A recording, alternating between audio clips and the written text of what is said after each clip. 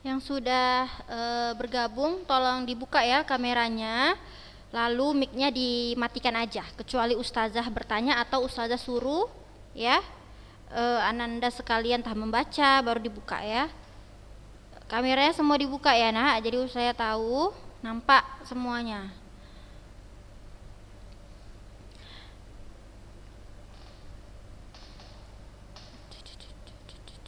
Baru 25 yang masuk bergabung.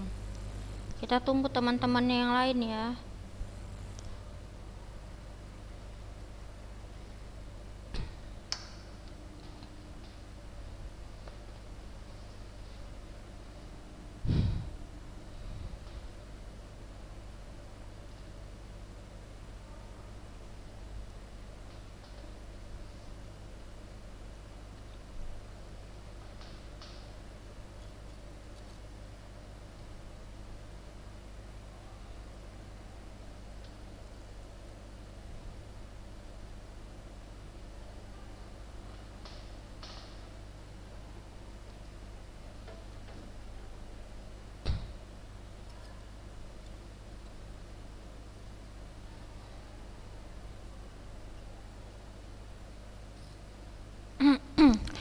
Bismillah. Assalamualaikum warahmatullahi wabarakatuh.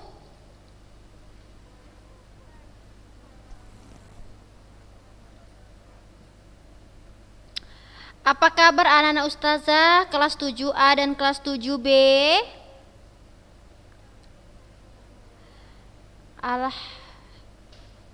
Alhamdulillah. Baik, alhamdulillah, puji syukur kita ucapkan kepada Allah Subhanahu wa taala yang mana dengan limpahan rahmat serta karunia darinya kita bisa mengikuti kembali kegiatan belajar daring pada hari ini. Ya, alhamdulillah anak-anak ustazah kita diberikan kesehatan serta kemudahan sehingga pada hari ini kita bisa melanjutkan materi untuk pelajaran bahasa Indonesia. Nah, jadi untuk materi ini harap disimak baik-baik, mana tahu nanti masuk ujian ya dan berguna. Ini materi yang kita ustazah sampaikan, ustazah jelaskan, insya Allah itu bermanfaat untuk kita sekalian ya. Nah, anak-anak ustazah yang sudah bergabung sebelumnya, tolong dulu dibuka kamera lalu matikan dulu ya mic-nya supaya tidak terdengar suara yang gemuruh-gemuruh seperti itu ya. Matikan mic-nya, nanti kalau ada ustazah suruh baru dibuka ya nak. Paham ya? Oke. Minggu lalu kita sudah belajar tentang struktur dari teks observasi. Ya, sekarang coba kita lihat dulu. Bentar.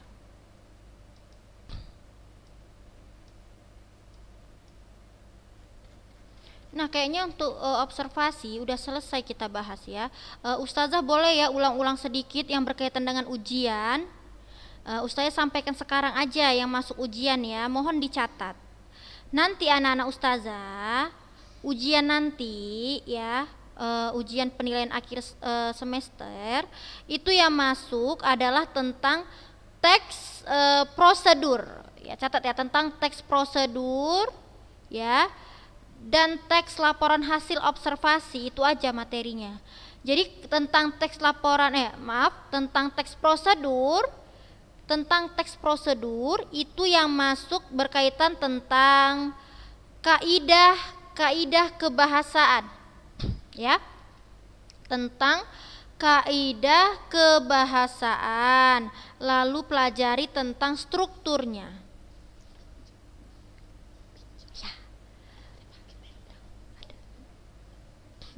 Ya. Ini masuk anak-anak ustazah nanti. Yang kemarin tuh minggu lalu kita ada membedakan ya, membandingkan antara teks observasi dengan teks deskripsi. Mana ya? Tentang kucing. Nah, ini dia. Inilah yang mau kita bandingkan. Tapi nanti teksnya bukan tentang kucing ya nak. Nanti kalian lihat aja lah waktu ujian. Jadi ini nanti yang masuk. Nah, nanti kalian akan disuruh membandingkan antara teks observasi dengan teks deskripsi. Nanti dibandingkan dia. Apa perbandingannya? Jadi Ustazah mau tanya ya sama kalian ya. Kan minggu lalu kita ada belajar tentang penggunaan bahasanya. Ustazah mau tanya sama siapa ya?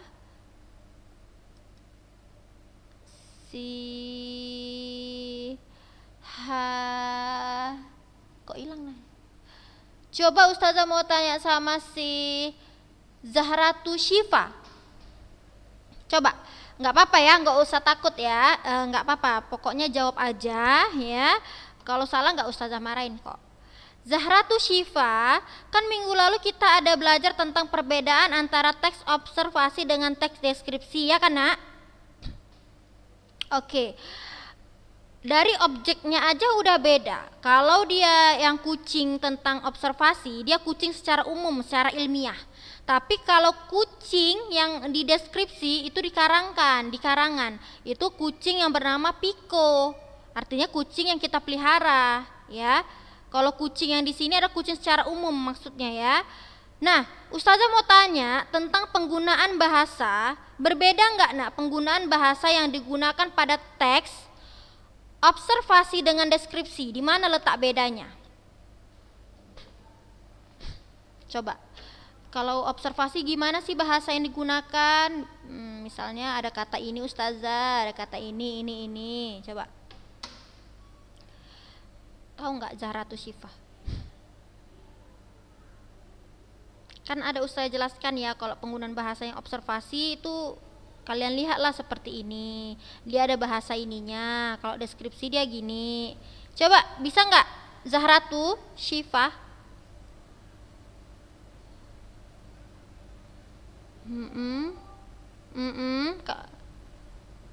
Iya. Kalau deskripsi kayak mana bahasa yang digunakan?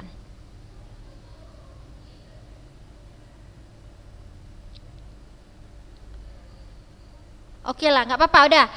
Coba siapa yang bisa? Angkat tangan bisa kan situ kan? Anissa Zahra. Oh, Anissa Zahra Kusmadi. Coba Anissa Zahra Kusmadi. Jelaskan nak. Apa perbedaan penggunaan bahasa antara teks observasi dengan teks deskripsi?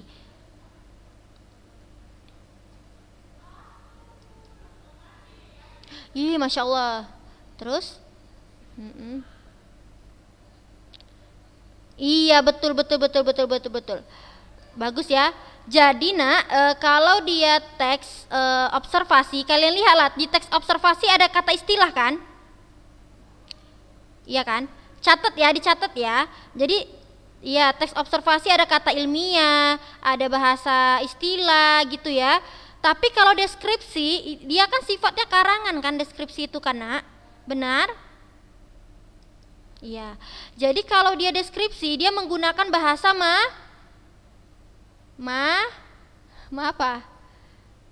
Apa bahasa majas? Catat ya. Bahasa deskripsi majas dan kata kias. Nah, kata kias. Oke.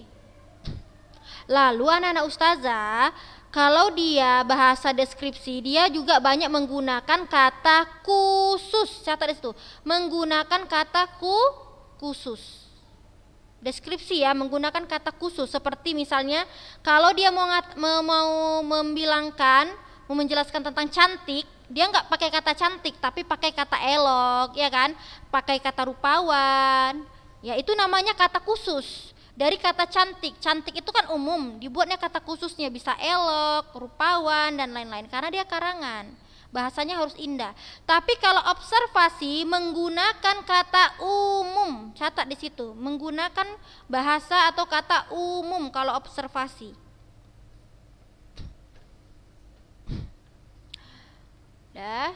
Kalau observasi dia menggunakan kata umum. Ustazah mau tanya sama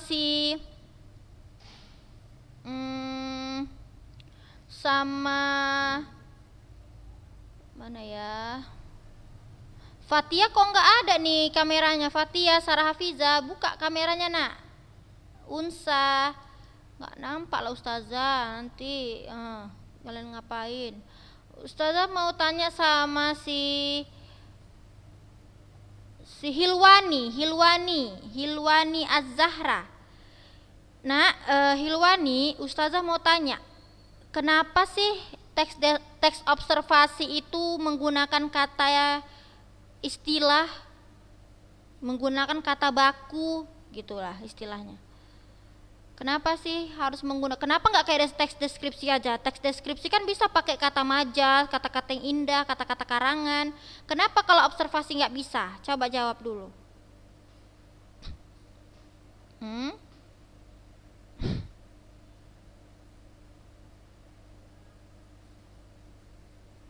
Iya betul. Dia laporan yang bersifat apa? Bersifat apa coba? Iya, ilmiah, benar kan? Itu kan dia membahas tentang kucing secara ilmiah. Karena nak teks observasi itu nak, dia kan berasal atau ada karena suatu pengkajian. Karena adanya suatu pengkajian dari para ahli, ya kan? Adanya investigasi yang mendalam dari para ahli, maka adalah si observasi itu. Tapi kalau dia deskripsi boleh kita karang sendiri ya. Kalau dia deskripsi boleh kita karang sendiri. Oh ya, satu lagi tadi penggunaan bahasa observasi, dia menggunakan kata baku. Buat di situ. Observasi menggunakan bahasa baku atau kata baku. Ada tahu nggak ya tentang bahasa baku? Coba Syifa Az-Zahra. Syifa Az-Zahra tahu nggak sih apa itu kata baku? Kan dari pelajaran SD tuh. Iya nak, jawab nak ya. Kata baku itu apa nak?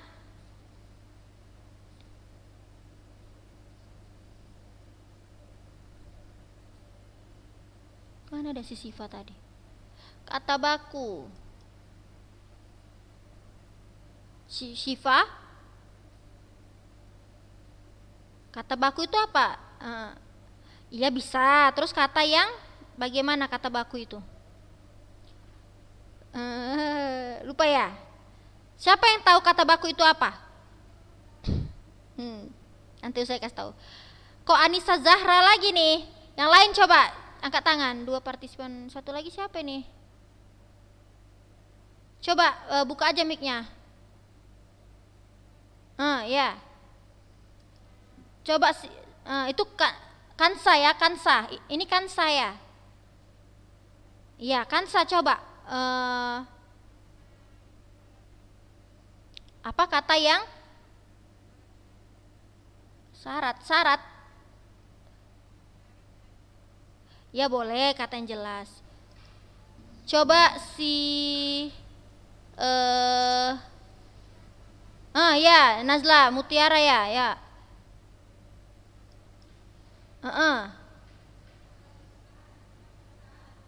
Oh, Masya Allah, Nazla Mutiara tadi ya.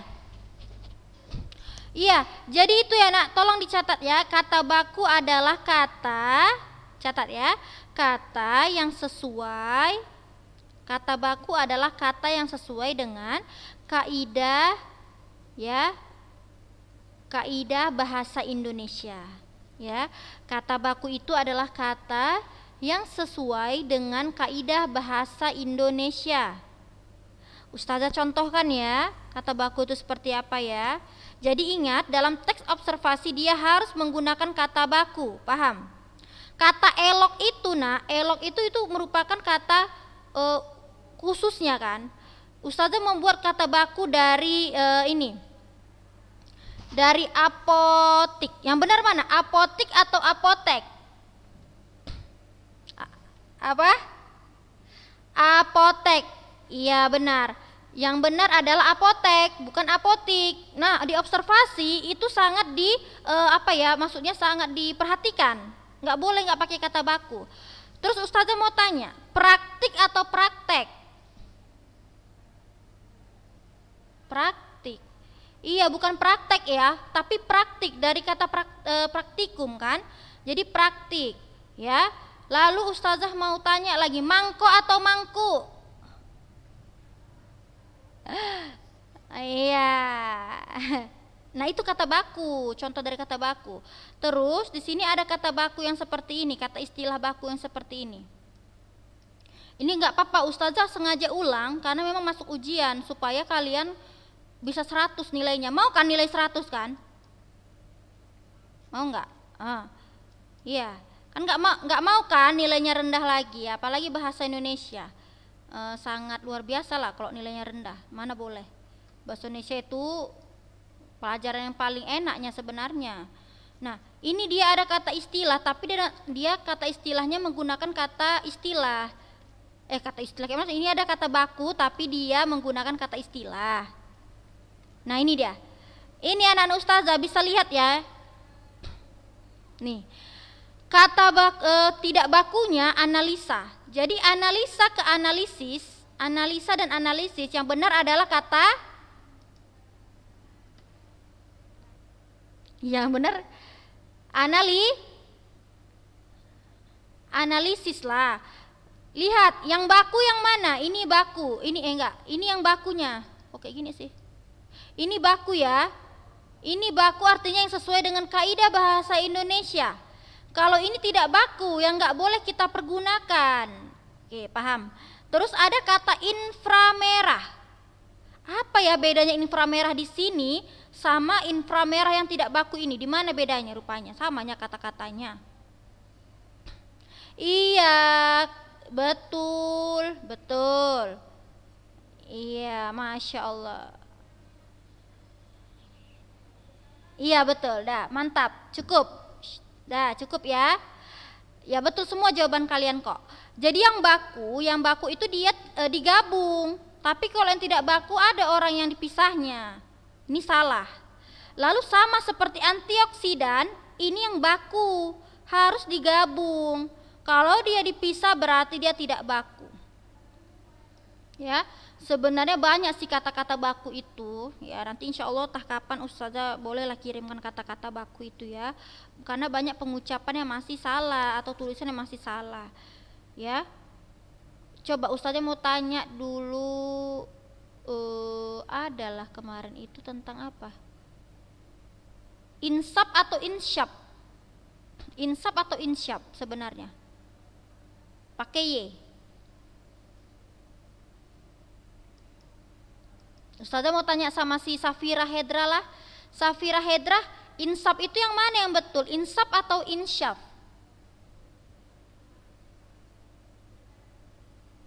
Gak apa-apa. Apa nak? Insyaf. Ya, pakai Y. Kok hilang? Mana si Safiranya? Halo Safira, ada masih?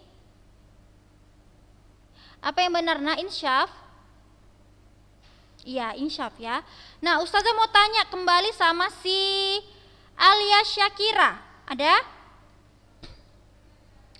Alia Syakira, yang benar mana nih? Fikiran atau pikiran? Apa pakai F apa pakai P? F yang kalian tahu kan? Yang benar itu pakai P, pikiran, bukan fikiran. Paham ya? Bukan pikiran kalau bakunya, tapi apa? Pikiran. Ustazah mau tanya sama si Zahira Zayana, vitamin atau vitamin? Vitamin atau vitamin? Apa nak? Ya pakai V atau pakai P?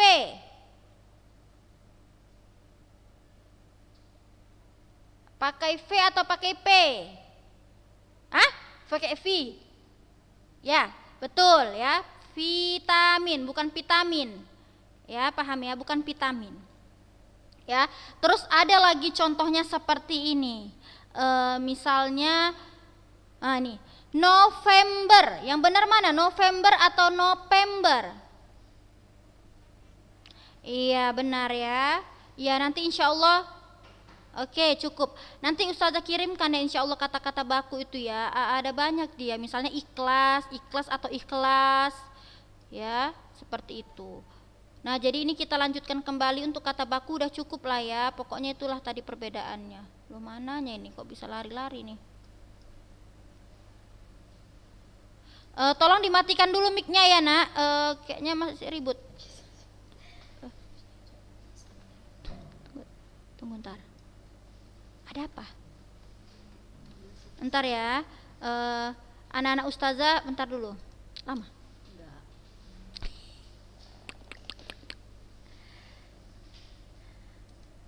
Masih ingat nggak kalian tentang pola penyajian? Minggu lalu kita bahas tentang pola penyajian antara teks deskripsi dengan teks observasi. Masih ingat? Masih. Ustazah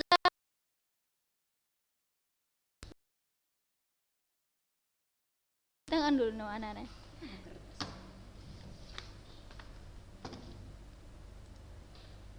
Coba dulu si Saskia ada ya? Saskia kemarin itu apa Ustazah bilang waktu minggu lalu antara pola penyajian si teks deskripsi sama teks observasi, pola penyajiannya itu seperti apa? Sama atau berbeda pola penyajiannya? Dengar ya, pola penyajian itu kayak struktur nak, struktur sama dengan struktur pola penyajian. Sama nggak sih pola penyajiannya, struktur antara observasi sama deskripsi? Apa Saskia? Kalau nggak tahu nggak apa-apa, jangan nangis ya. Mau nangis pula nanti di situ. Nggak tahu? Coba yang tahu siapa?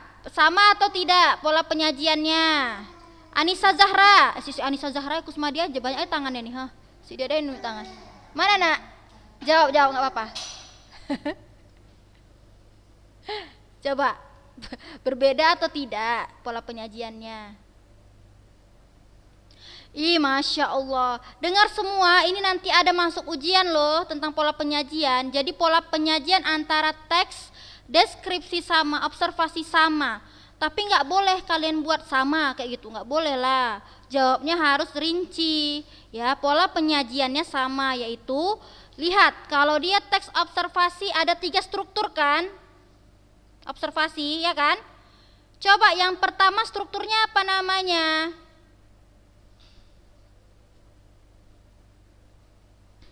Mati semua mic-nya. Tadi nggak disuruh hidupin. Coba yang pertama apa?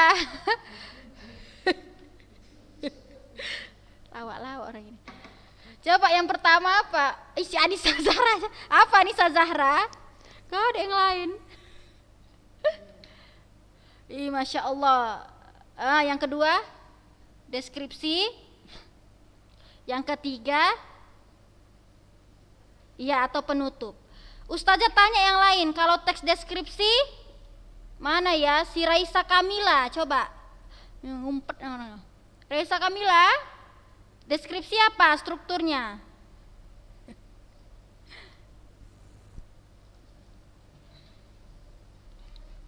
Gak tahu. Tapi tadi Ustazah bilang sama, berarti sama lah yang kayak dibilang si Kusmadi tadi. Siapa tadi? Anissa kan saya. Siapa namanya tadi kan lupa. Tapi Ustazah bilang sama tadi nak. Deskripsi sama nggak strukturnya sama observasi nak? Sama nggak?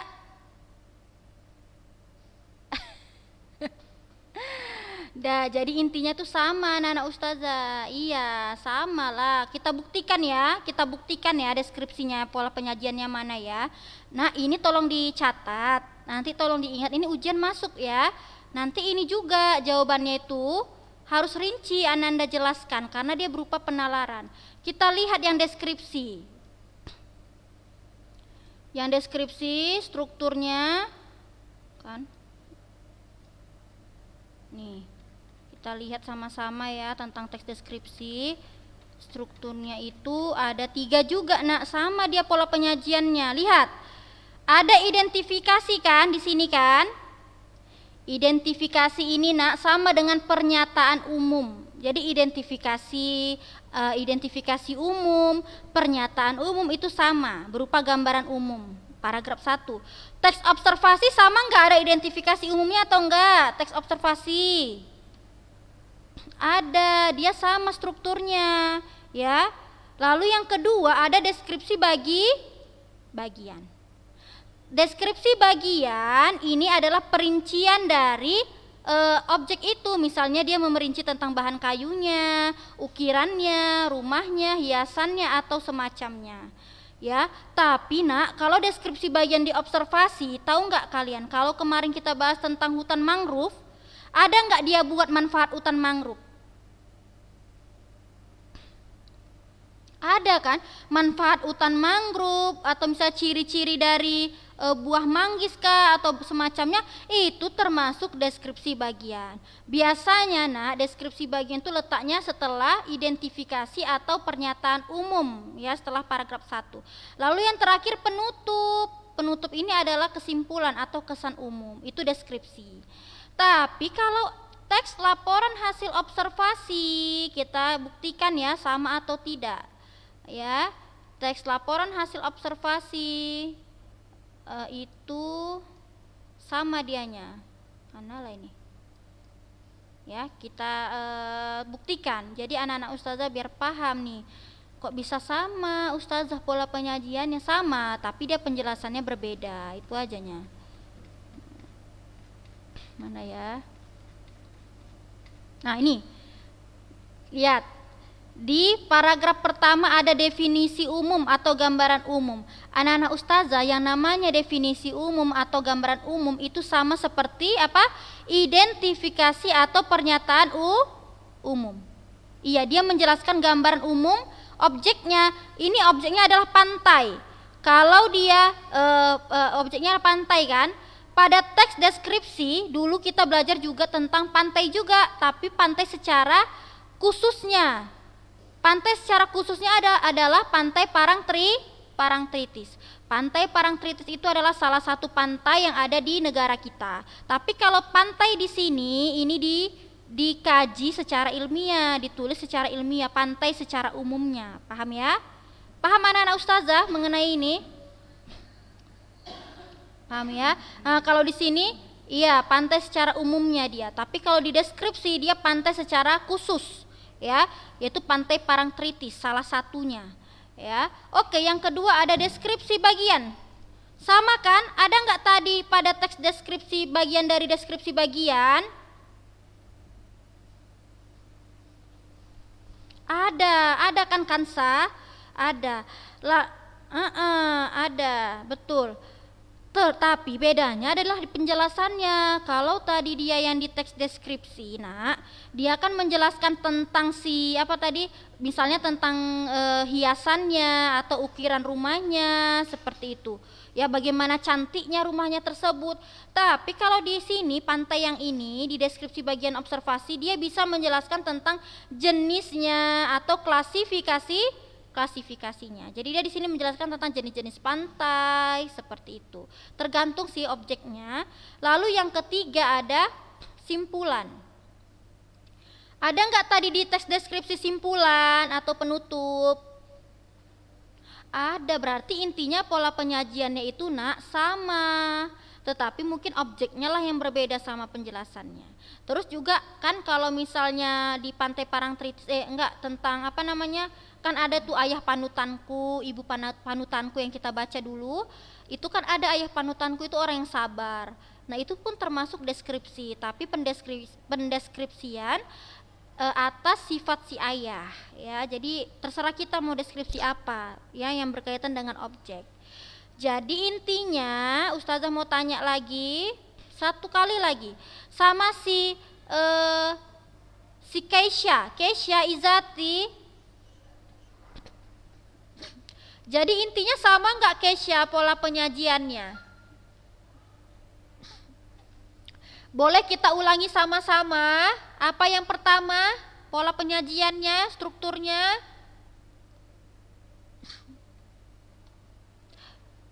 Boleh. Terus yang kedua, iya, iya, yang ketiga, iya betul. Jadi nanti kalau ada pertanyaannya di ujian tentang pola penyajian, itulah nah analisisnya seperti itu. Jangan singkat jawabannya ya, pakai penalaran. Kenapa? Kenapa dikatakan sama? Jelaskan seperti Ustazah tadi, boleh. Atau pakai pendapat sendiri juga boleh. Oke, jadi waktunya udah habis ya anak-anak Ustazah, nggak terasa ya. Kayaknya sebentar kali Ustazah jelaskan kalau Zoom ini. Ya, tapi nggak apa-apa ya. Insya Allah minggu depan kita kita lanjutkan kembali. Mudah-mudahan kita diberikan kesehatan ya, supaya kita bisa bertemu lagi walaupun belum keadaan ya belum bertemu secara langsung ya. Tapi kan Ustazah udah lihat nih kalian ya kan. Oke anak-anak Ustazah, semoga apa yang Ustazah jelaskan hari ini bisa dipahami dengan baik ya. Jangan lupa untuk terus berdoa agar segeralah pandemi ini berakhir. Sekian dari Ustazah. Assalamualaikum warahmatullahi wabarakatuh.